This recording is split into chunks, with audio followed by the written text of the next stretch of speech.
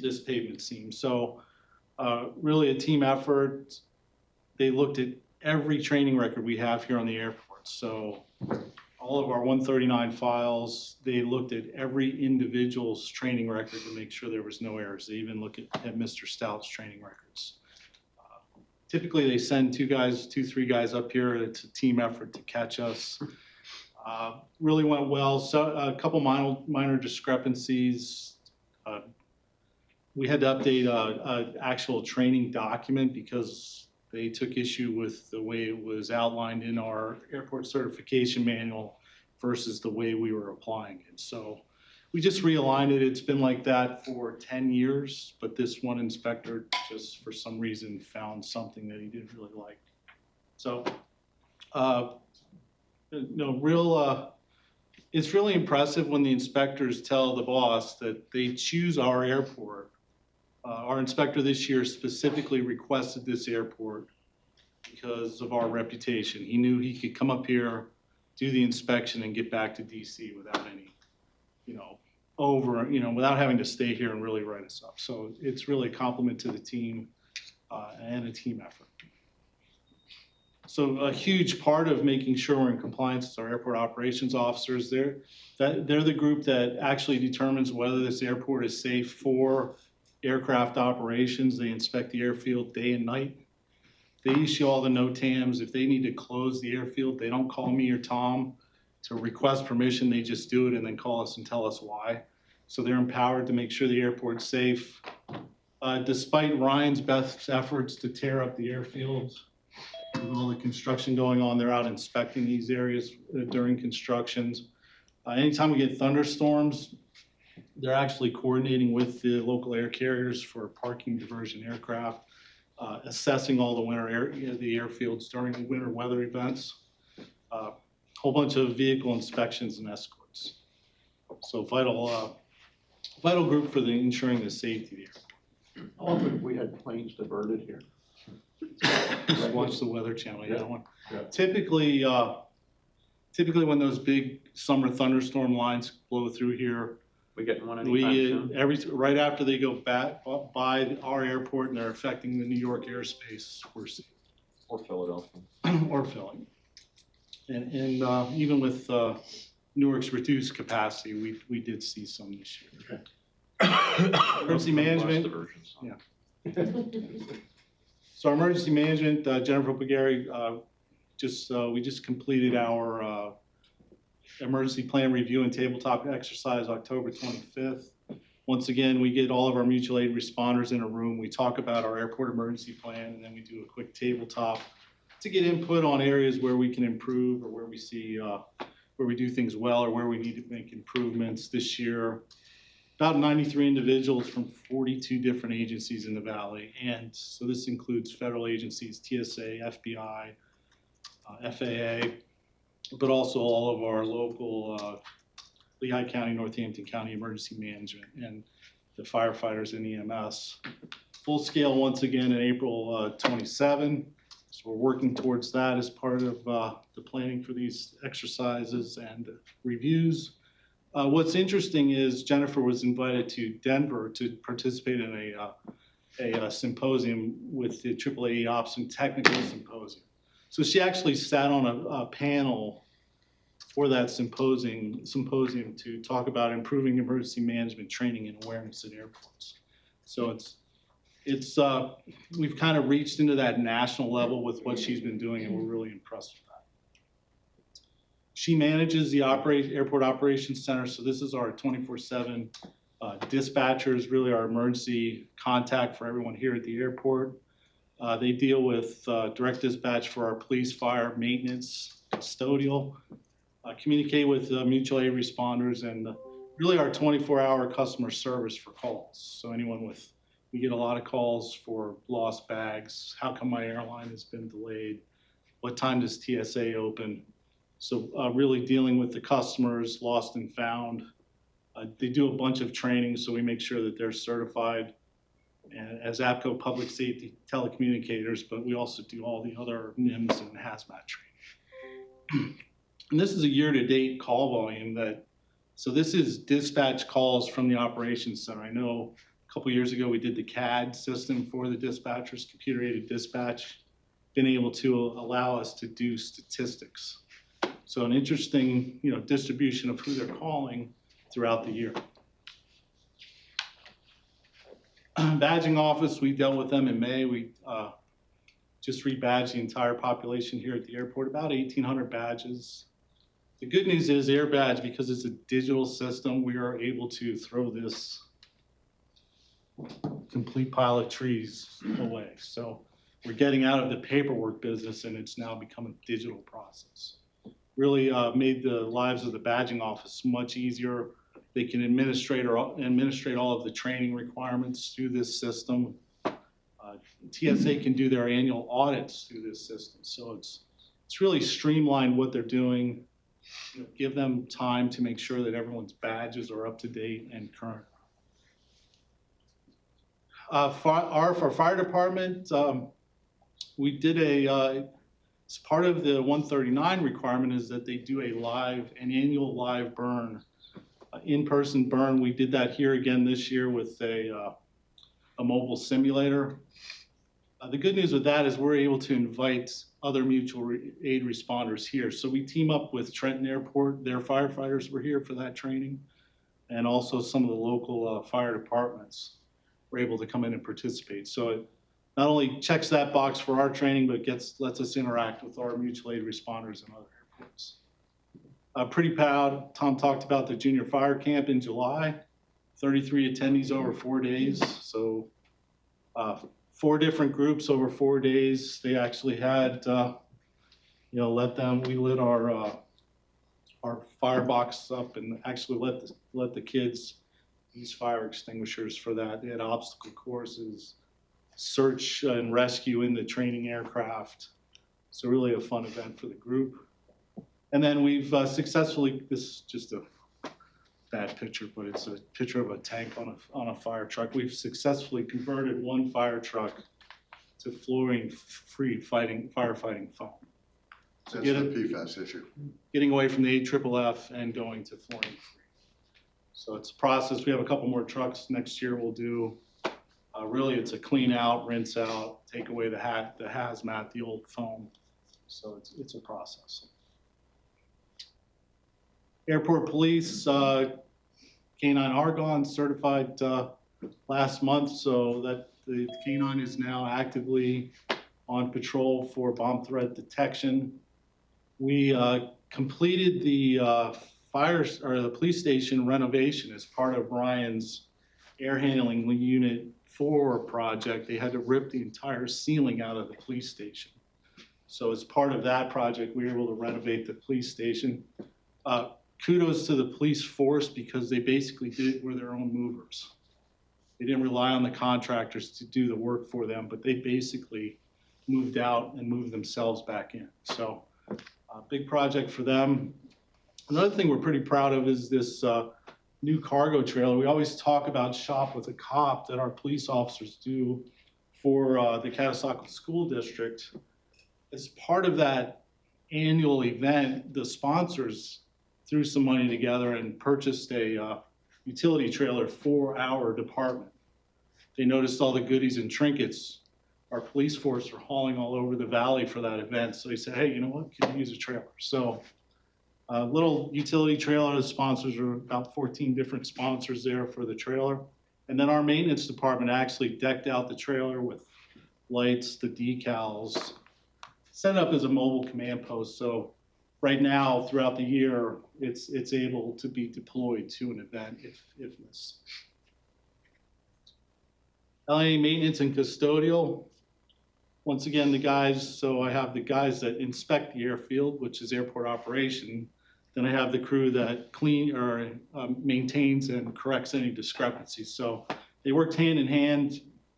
Just, Airsides typically signs the markings. We paint our entire airfield every year. So all the yellow, white, and red markings our maintenance department does. Another compliment from the FAA, really, they actually asked us who our contractor was that repaints our field. So it's, that stuff really makes us proud when other people see what we're doing and we're doing it well. maintain authority vehicles and equipment. Brand new F-150 in the shop, interior completely gutted out so we can add radios, lights, all that airfield requirements. So our guys are very good at doing vehicle maintenance. I asked when you leave the meeting today to look up all of the new lighting in the terminal building here. Just about done installing that, fixing jet bridges, installing tie down on a ramp. So we did 6 new tie down spots on one of our ramps. So drill the holes, pour the concrete. Very, very good at all of that. And then we're at almost 2,200 closed work orders just through this part of the year, year to date. So a lot of work that tenants and stakeholders put in the work order system, they respond to. Finally, I know Connie talks a lot about de-icing, but we're preparing for our winter weather operations, whether it's training. We'll do a snow and ice control committee presentation in October to the stakeholders in ATC, training with the airport operations officers for their inspection, but really, giving us a reason to do that. So that's just a time lapse of about 3 minutes of all the trucks going by one day on the ramp. What size loader is that? That is, we'll talk about that in a minute. That big loader going back and forth is the loader we need to rent. So. Now, I don't know what anybody's hearing from the Farmer's Almanac, but this is what National Weather Service is saying. So slightly above average temperatures and about average precipitation. So El Nino winter like last year, they'll tell you is although we'll say it's going to be warmer and wetter, at any one day it could be wet enough and cold enough to get a whole bunch. So that's what we prepare for. Any questions for Steve? Thank you, Steve. Thank you. Thanks, everybody. Just one question. Question Can we for use John. chatbots? I'm Yeah, the call volume's substantial. Have you explored it all going using AI chatbots or anything like that? We don't use an AI chat box, but we do have a call tree. Okay. So what we found is a lot of the calls we get are, where's my bag, where's my airline? So which we then transfer to the airlines, whatever number that they have listed. So what we found is it's easier to direct those people first, and then, there's always the option, if you have an emergency, press this button. So. Okay. Any other questions? Any new business for the executive committee? Madam Solicitor, do we need an executive session? Seeing none, I'll take a motion for adjournment. So moved. It's been moved, the committee has been adjourned. We will now go over to Dawn and the business committee agenda. Thank you. Welcome to the September 25th, 2025 Business Committee meeting. So Beth, can you please call the roll? Don Gottschall. Here. Justin Grimshaw. Here. James Irwin. Here. Frank Fasciano. Here. Kevin Surfoss. Here. Jonathan Strauss. Here. Chris Worley. Here. We have a quorum Thank you. So Beth, is there any public comment? at this time. So we'll go to the action items. Approval of the meeting minutes from the August 21st, 2025 meeting. Can I get a motion? All right, Justin first and Frank's second. Any changes, comments, deletions? Hearing none, motion passes. Excuse me, I'm losing my voice for some reason. My family would be proud. Next up, Steve will talk about the rubber tire loader contract. Good morning again. So as part of our winter weather snow removal fleet, we acquire several different pieces of equipment, rental equipment, to assist with the snow removal operation. So it's one 3-yard loader, which is used in the parking lot, an 8-yard loader, which is a massive piece of mining equipment. That was the large loader that we use on the airfields, and then a half-yard skid steer, which we use out in the parking lot. So the 3-yard loader and the skid steer are primarily for our landside operation in our parking lot, and then the 8-yard loader is for airfield snow removal. We did send this out via pen bid, so over 8,000 individual emails, notifications were sent out. We did some outreach. We know 44 companies downloaded, 10 of which were the equipment rental ops. We had some questions asked, and then we did have one bid. This year, or this contract, we're going to a 5-year contract. Typically, we've done 2. One of the comments we've received in the past is the 2-year agreement is risky for the rental company because of the 8-yard loader. It's such a large piece of equipment that doesn't have a lot of use that unless they had a commitment from us, it would be a heck of a lot more expensive, because if we only need it for 2 years, there's really no guarantee that we would go back to that loader again. So that's the reason for going to 5 years. Base bid, scroll down a little bit to that. So just the terms are for 5 years. We have the equipment on site December 1 through March 31st. And then annual budget impact is 78. Scroll down.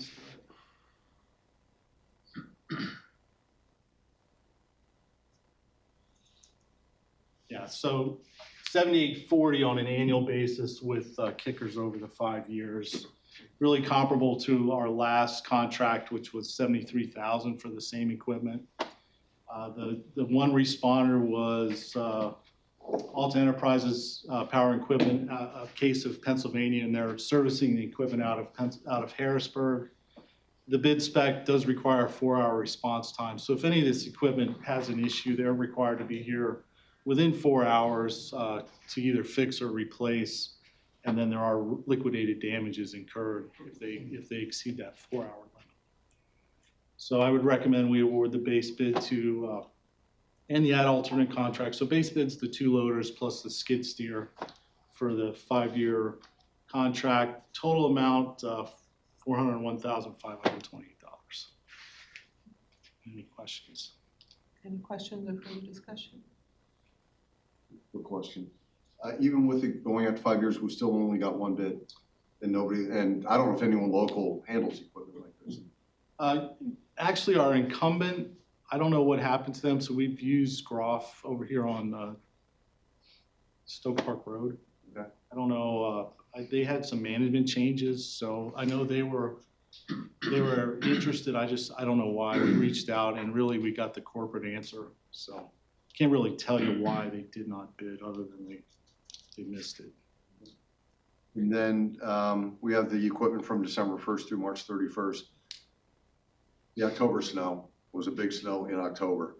Is there any market where if we get hit with a very unusual event like that, where we can get a piece of equipment like this quickly for a couple of days? We've that October 31st storm, the guy's eyes were bleeding because typically with the October storms, we get we might get a larger snow, but that pretty much, we're still in the nice weather where we get the melt back. So we're not stacking snow or pushing huge amounts of snow. Okay. But we've talked about that and the risk versus the costs, that's I hear you. I'm not arguing to get it I don't know December 1st. I'm just asking contingency plan. Yeah. I'm sure if we called and screamed and said, hey, we need this, they probably would, but we've talked about extending the season, but this seems to fit with what our current weather pattern has been, where the end of the year is not so bad, it's the January, February. That's a good question. Any other questions? All right, so I need a motion for the approval of the rubber tire loader contract. Jonathan, second. Frank, second, all right. Any opposed or abstaining? Hearing none, motion passes. All right, next up is Ryan to discuss the air handling unit number 4 contract. Good morning, everybody. Good morning. So we're looking, kind of go a little bit the description of and carrying everything together, but we're looking to amend the AHU4 contracts to actually dovetail on another project that we've identified in our 2025 CIP. We had, as part of Exhibit B, the departmental projects, we had the renovation of the former TSA offices, which are the offices over here in the corner. As part of that, during, again, the review, we've identified that space for the relocation of our LNAA IT department offices. Currently, they're located on the first floor of the Wiley Departure Concourse. Moving them over here makes more sense in terms of being connected to the main terminal, and then actually opens up area operationally on the other side for potential rent for airlines or other stakeholders. Scroll down a little bit so that really the proposed contract amendment is with the 3 prime contractors that did the work for the AHU project. You kind of see here the amendment we're looking for. It's $132,000. You can see the breakdown of the prime contractors. As part of the budget, we budgeted $150,000. So again, it's within that budget. And then since we actually did the budget, had our engineers look at the estimates and the amendments, which were in line and actually below their estimates. As we talked about with a lot of our projects, this still includes about $30,000 in contingency that's still left over from the AHU 4 project. Scroll down a little bit so that the big thing here, which we kind of talked about, is obviously the contractors have already been working here, but also they actually did some work in that office area. There were 2 of the offices that were connected to the AHU 4 contract. So we really recommend extending the contract to include the additional areas in that same space. Due to the timing really we knew we had to renovate the offices, we just didn't have the plans developed yet. So in terms of timing, worked out pretty well with the successful completion of the AHU 4 project recently. They can actually get started pretty quickly, again, given the work that they did delivering that project. It's the same team, same folks that were here with those 3 prime contractors. So really just to look into amend those contracts as presented for again, the different amounts for each of the primes. Happy to answer any questions. Any questions? I just have one. I represent the workers from Wind Gap Electric, and I'm not sure if I should abstain from the vote because of that. Assuming that'd be for the lawyer. Yeah, I'm guessing that's probably a question for Elizabeth. So I don't know, because Justin represents one of the 3 primes, is he able to disclose that and vote, or should he abstain? I think abstain would be the appropriate. Sounds good. I'll abstain. Yeah. Any more discussion? All right, I need a motion for the approval of the AHU number 4 contract. Jonathan and Frank, thank you. Any opposed? Okay, and 1 abstention. Okay. Motion passes. All right, Ryan is going to stay up to do our capital projects update. Thank you.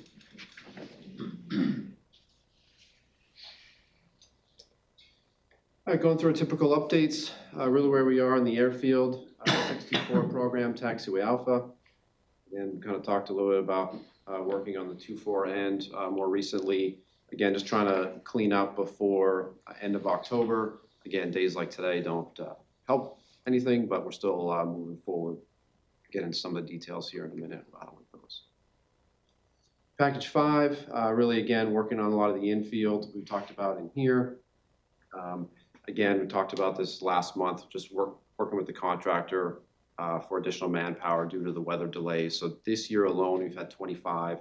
Over the course of this multi-year project, we've had 75. So again, doing what we can, but that work's been progressing.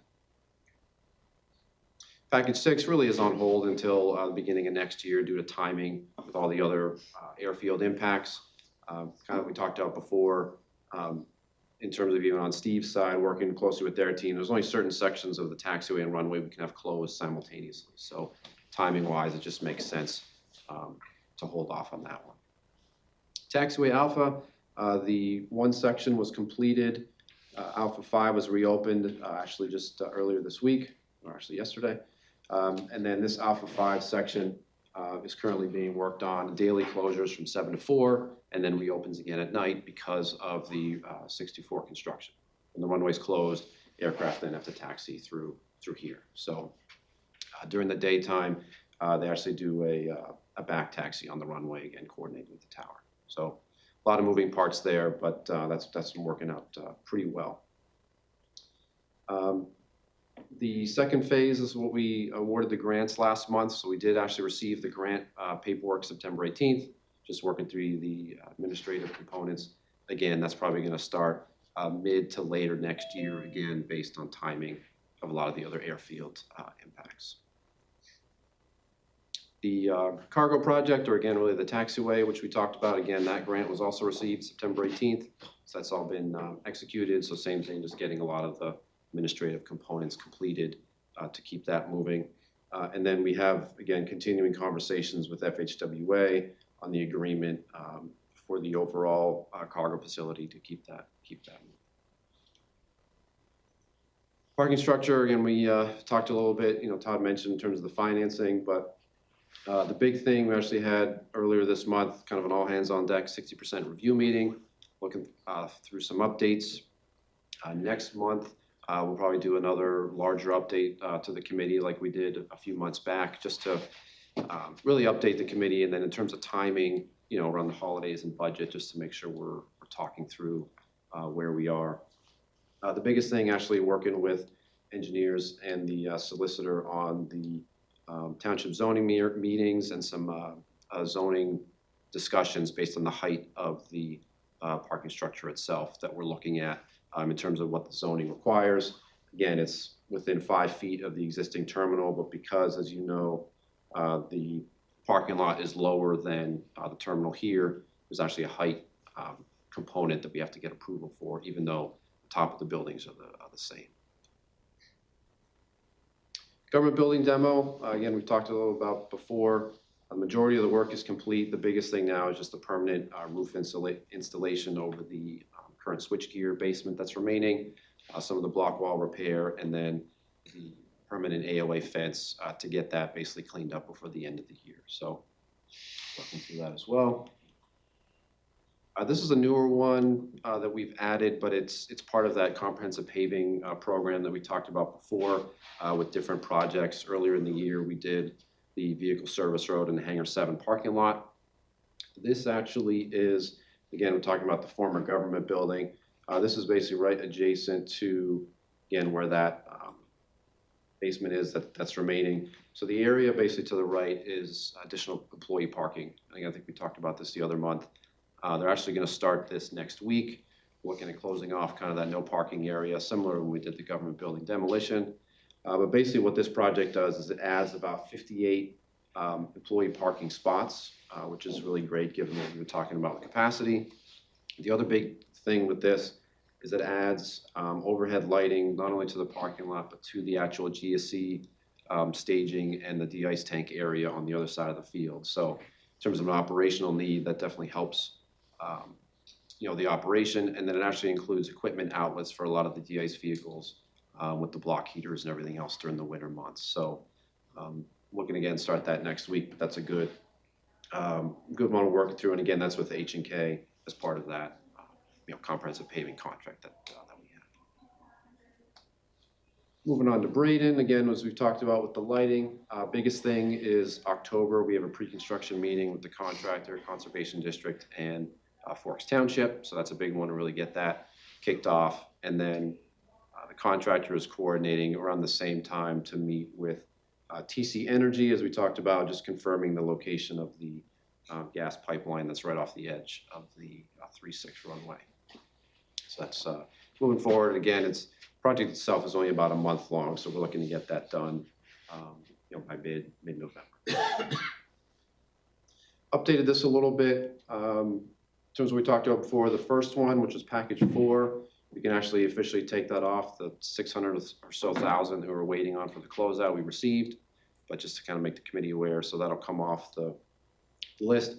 Everything else is pretty much in line, as we talked about, with expended project costs versus grant receipts. We want to see those as close as possible. So when we spend the money, we're getting it obviously reimbursed. And then some of the ones again on the bottom and close out. And you can see, as we talked about before, for the Queen City Vault, the majority of the work's been paid, but we've only got about 60% just due to timing. So again, that'll be a big one when we get the close out, obviously, which helps our cash flow of getting the money in hand. Everything else is pretty much the same as before. Not seeing anything come down the pike in regard to any cost overruns or unanticipated expenses at this point? No, our projects have been pretty good, and I think as we mentioned before, with a lot of our FAA grants, what we've done is actually been strategic about some of the things that we are spending on. So if there's additional grant funding, obviously it makes sense to use the grant funding or it disappears. Any other questions for Ryan? Thank you, Ryan. Thank you. Because we tabled the responsible contractor policy 2 meetings ago, we will need a motion to bring the proposed ordinance off the table. Can I get a motion to do that? Justin, Second it. Jonathan, second, thank you. All right, so I guess we need to know, I'm gonna look to you to guide us through this. Are there any comments on the proposal that the attorneys gave us for the language in the RCP? And one thing I want to point out, we did make a clarification to section 2B, where the 1 through the itemized descriptions of all the responsibilities that the contractors had to meet was named. The prime contractor has all of these qualifications and resources, for example. So that should actually be applying to both the prime contractor and the subcontractor. So for purposes of that section, we just changed the language a little bit to say contractor means the prime and the subs, and then language is the contractor and its employees have all necessary required licenses. The contractor has not defaulted on any project, rather than saying the prime contractor there. So it's sort of defined to make it clear that it applies to not just the prime, but the subs as well. So that's one of the changes that has been made. And then the others you were aware of and received the red line draft. And then as far as some comments and points for discussion that I've received, there's a suggestion to delete section 2B11, which would be, does everyone have this in front of them? Or because I can email it and we can put it on the screen. Should we do that?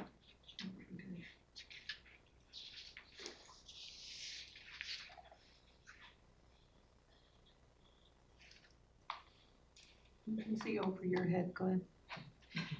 You can't see them. He's done a mom, you can't see it behind him. Doesn't have those Yeah. reverse vision.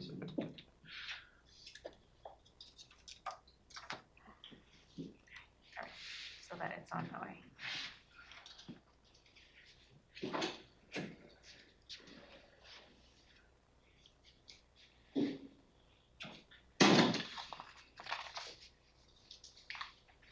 Do we want to take a break for a couple minutes before getting into this? Because I was going to say I can keep talking and we don't need to wait for this, but it seems like there's a little activity. So why don't we take 5? Everyone needs a break.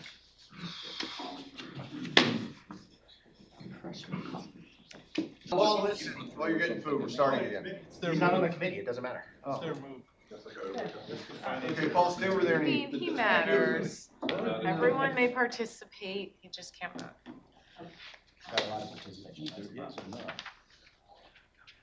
Okay, so the comments that I received was, 1 is to strike 2B11, so that's on page 2, regarding the apprenticeship program. And then add a subsection D to the one above in 10. That states the prime contractor and all subcontractors shall certify in writing that at least 50% of all craft employees brought on site have either completed a skilled training program or have equivalent trade experience. So that is a suggested addition if section 2B11 were to be struck in its entirety.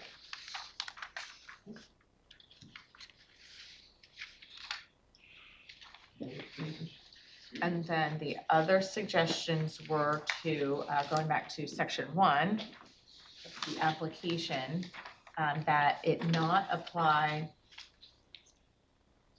strictly to vertical construction, but any construction project over 2 million.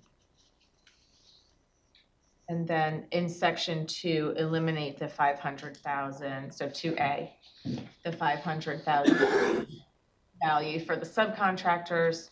If the total project is 2 million or more, then everyone is subject to the provisions of the policy.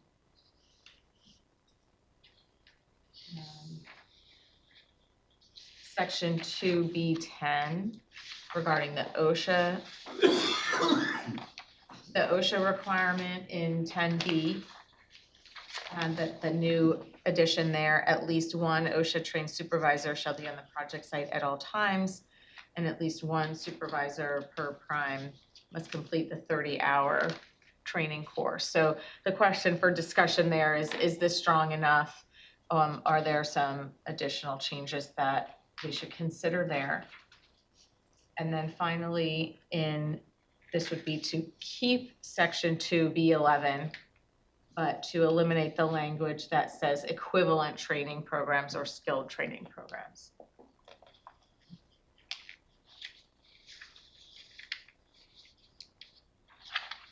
Any comments or changes? I just have a question for Elizabeth. If you, in the 10B, I think it was 10B, with the supervisor, Yes. if you crossed out the word prime there and used the same definition, would that be the same thing that we would? Are all come. Meaning that it should apply Yeah. to every sub as well? Well, that's, Would I that be mean, the same as what you were saying before? With the no, the so change? right, I Is that different? see what you're saying, because we're saying, yeah.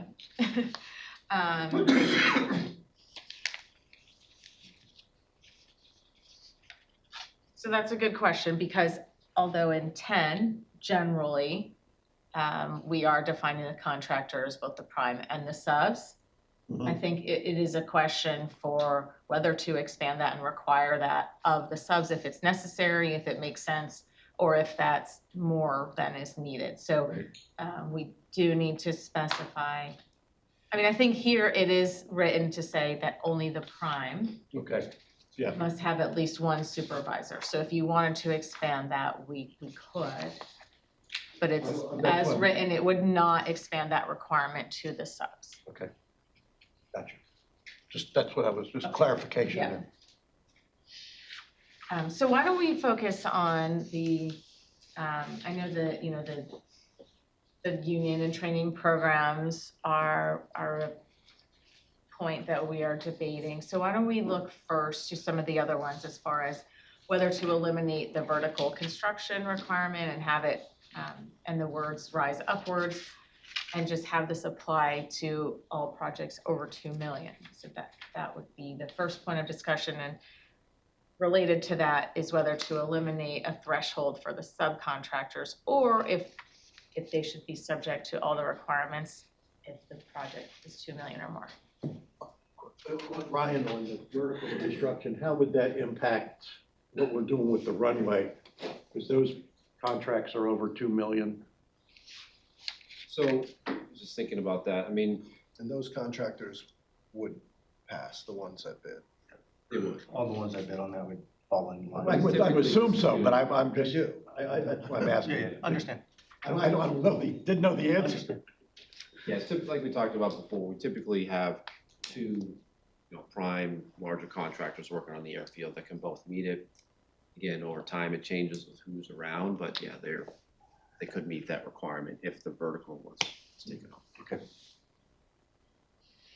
So Elizabeth, just a quick point in terms of review of the contract, so we're all on the same page.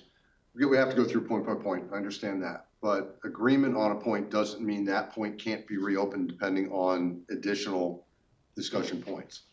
So just want to make sure everyone's on the same page. Right, this is like an ongoing discussion, and the goal is to get to a point where the committee makes a recommendation to the full board to accept it, and there can still be discussion at the board level. Or the committee doesn't come up with a policy that passes to get advanced to the board.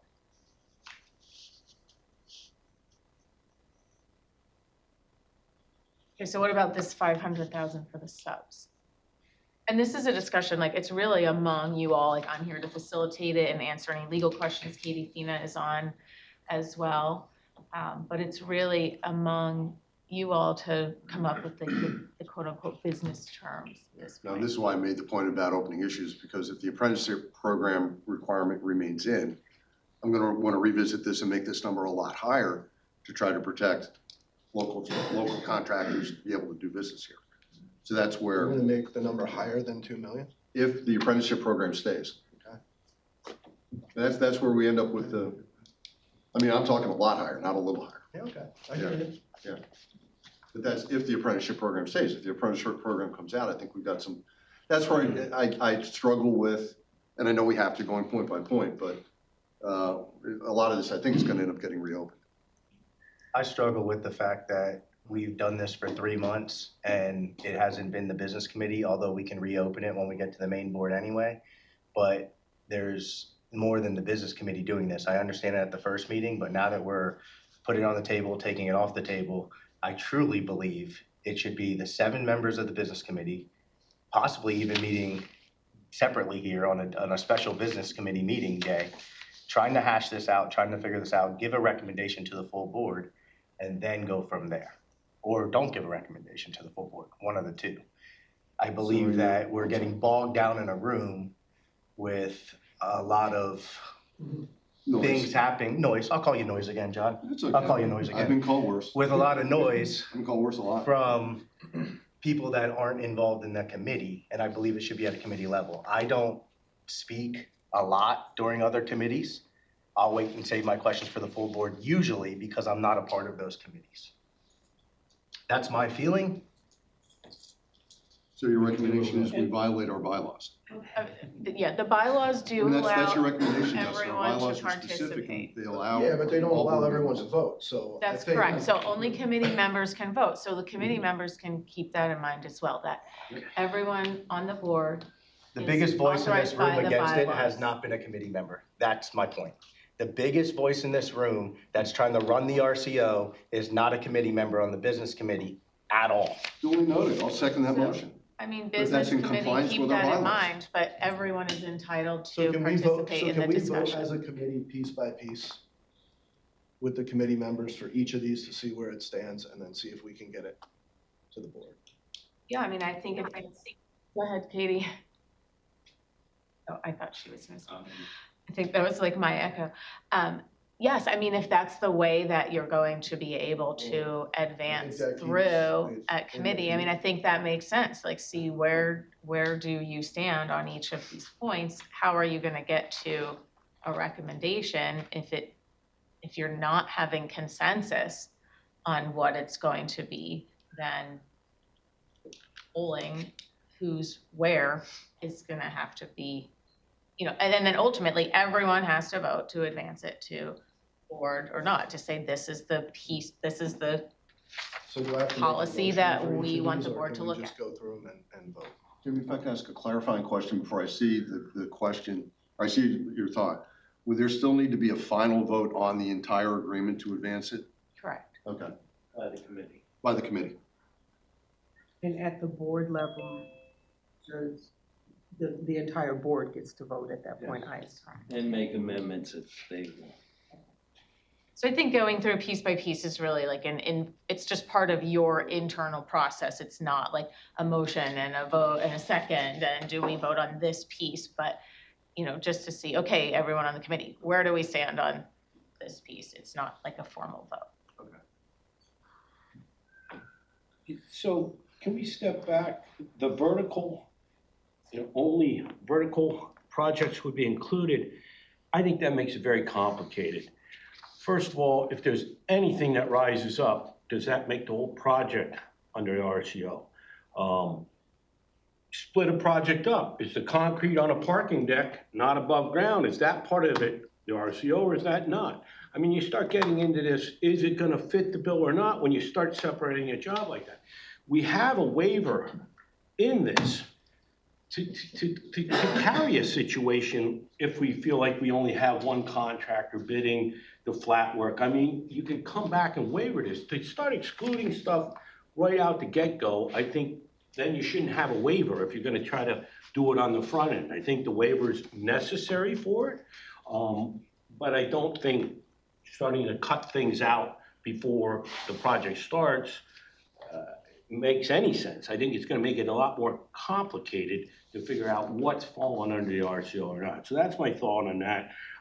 My thought is, you have one price, you don't break it down, either the RCO is in fact on the project or it isn't. So is it a $2 million? The things, you start breaking down, well, this subcontractor's, it's gonna complicate things, it's gonna make a lot more work. You're either falling under the RCO or you're not. This project's falling under RCO or the project is not falling under the RCO. That's just kind of what I have to say about those two issues. I tend to agree with John that we're down to two issues, which is the Class A apprenticeship program and the threshold. And I think all this stuff kind of works itself out if we can, whether it's in this committee, which I don't think it necessarily is, or it goes out to the greater board, collectively flush through those 2 points. I think a lot of this other stuff is noise. Like we talk about like OSHA, like I'm all for that OSHA training. Like, you know, a lot of these arguments aren't, you know, there's nothing really to argue against, it's just those 2 points. So the question is, do we want to sit here, go back and forth in committee, or do we want to take it to the greater board and have a discussion where everybody can have conversation and then put their vote to exercise? But there might be like an either or option, like if, you know, we recommend this and these two things are a certain way, or we recommend this and these two things are a different way. I think it might come down to, here's two versions. I don't know how we do this, but here's two versions of the RCO. You know, a majority vote all in favor for this version versus all in favor for that version, because I'm not sure we're gonna ever get to a full consensus on the way this is currently structured. We don't do it. Yeah, then you keep it the way it is, because the way it's currently structured is, in government, they would call it a poison pill, right? There's so many poison pills put in this RCO to make it not effective for what we were trying to make it effective for, which was the constant barrage of lawsuits that have been happening, right? There's so many things in here, and I mean, one is the equivalent, that's one of them. But there's things in here that weaken this to the point of you just don't do it at all if you're gonna keep the poison pills in here. It becomes, if it doesn't have any teeth, and if it's just something we're doing, and it doesn't exclude any contractors, what's the point of making these guys do all the work if it's not accomplishing anything? The whole, I've heard people say, well, we don't want to exclude. The whole idea is you're trying to exclude contractors that aren't being responsible out there. And it's a tough, yes, it's a tough thing, but the problem with low bid is it's just that, it's low bid. I mean, go look at a little park in Hellertown that's going on 1.5 years because we took a low bid. And thank God the airport has a lot more restrictions and qualifications that they don't get burnt like some of these towns do. But I mean, it's not a good system. It's our system. Low bid is our system. They say qualified bidder. You talk to any township, they don't want to get sued by defining what a qualified bidder is. So what this really is just trying to do is say, this is the qualifications we want for our contractors, and you're gonna exclude some. If you're worried about excluding some contractors, don't bother. This is not, we're wasting our time here. This is exactly that. We're trying to get a better quality of contractor here, and you're gonna have to lay some things out that makes that happen. So, I was just gonna say, so are we, I mean, there was your, suggestion that we have two different versions and vote on one versus one, but I'm wondering if we need a motion to approve the RCP with the noted changes as they are now. Can we, as a committee, take that vote?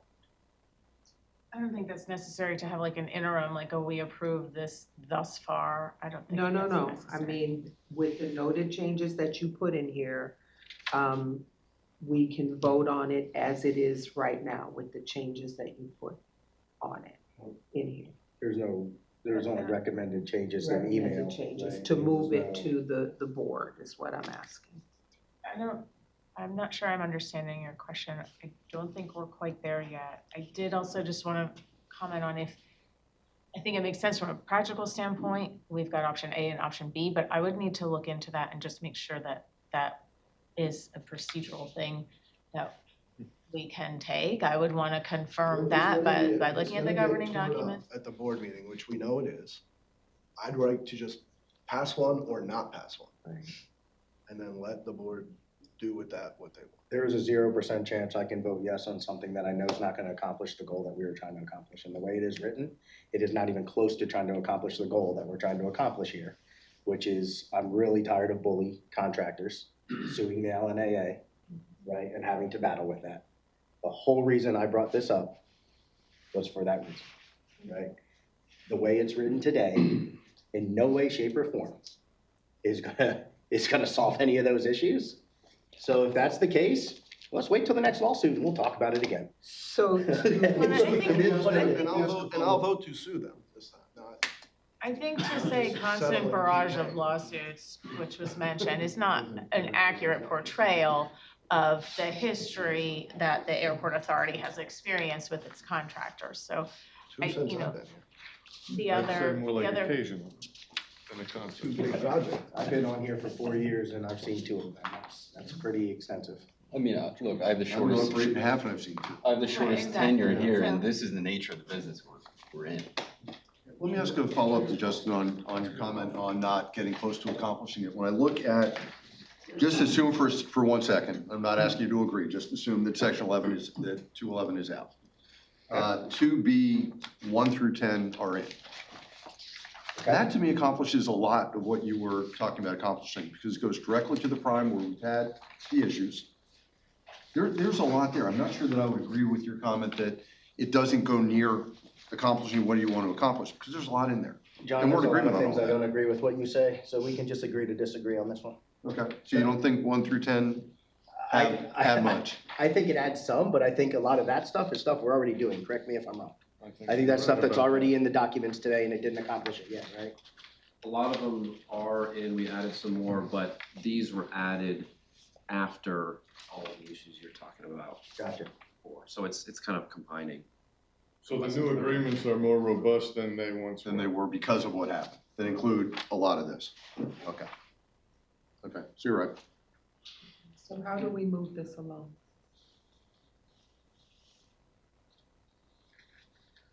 I'll vote to table it again. I'll make a motion to table the RCO. So we're still thinking about it, which is fine. There's nothing coming up that would be affected by the RCP. So take your time and make the recommendation that the committee wants to make. I think there shouldn't be an urgency to act on something that's gonna be in place for, going forward to the future, so.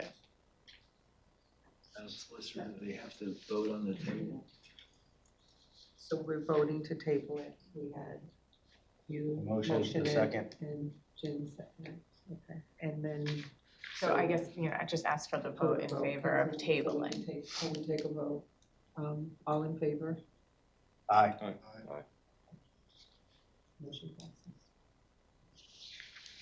It is tabled again. What I would ask is that please send your recommendations once again to Elizabeth prior to the next meeting, that we take it off the table so that we're not spinning through this yet again. So since it's tabled, can I jump in? On the threshold, whatever threshold we come up with, I was thinking back there, we just approved another amendment to a contract that we did the air handler for. Now we approved an amendment to add to that. So that could be some way to circumvent the threshold, if you set a threshold. Okay? Because now what you're talking about renovating has nothing to do with the first phase, right? It had a portion, but I think, It did, but now we're saying, hey, there's a need here, we're just gonna amend these contracts and add to it. So I'd be uncomfortable with the threshold, John. I hear that, people acting unscrupulously, which happens. Yeah, no, that's a legit point, one we gotta consider. Okay, that was it. Yes, we don't wanna create anything that creates workarounds like that that violate the spirit of what we're trying to accomplish. You can encompass amendments in that, Yep. so that doesn't happen. Okay. Okay, is there any new business? Hearing none, is there any need for an executive session? I need a motion to adjourn. I'll make that motion. Second.